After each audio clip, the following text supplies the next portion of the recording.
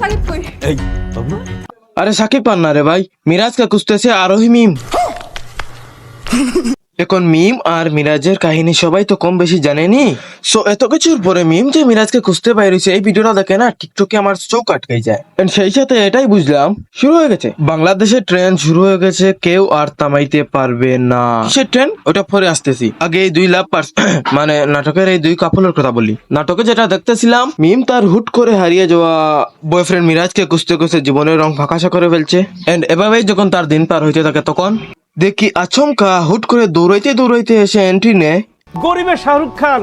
হ্যাঁ, খুব স্বাভাবিক। মিমকে দেখে এই সাকিব সিদ্দিক পটানোর একটা দান্দা করে, বাট পরে কি হয়? মিম কি আসলেই পইটা যায়? মিম এবং মিরাজের এই প্রেম কাহিনী নতুন কোনো রং দেখায়? এত কিছু আমি জানি না, কারণ আমি এই নাটক মানে প্রেমের বিকাশ সিজন 2 এর প্রাউড এপিসোড দেখার সুযোগ পাইছি। যেই জিনিসটার কারণে আমি এত ইন্টারেস্ট নিয়ে নাটক দেখতেছিলাম সেটা হইলো, আপনারা যারা জানেন না তাদেরকে বলি, চায়নাতে কিন্তু বাই এমন 1 মিনিটের মধ্যে শর্ট ড্রামার যে ইন্ডাস্ট্রিটা সেটা হেভি বুম করে, পাবলিক এগুলো দমাইয়া খাইতে। সো রিপোর্ট বলছে 2027 সালের মধ্যে চায়নায় $14 মিলিয়ন, প্রায় 1,70,000 কোটি টাকার ইন্ডাস্ট্রি ক্রিয়েট করে ফেলবে শর্ট ড্রামার। এখন পাবলিক কেন এটা কাচ্ছে? বিকজ এগুলো এত এঙ্গেজিং ভাবে মেক করা হয় যে পাবলিক পুরা ভিতরে ঢুইকা যায়।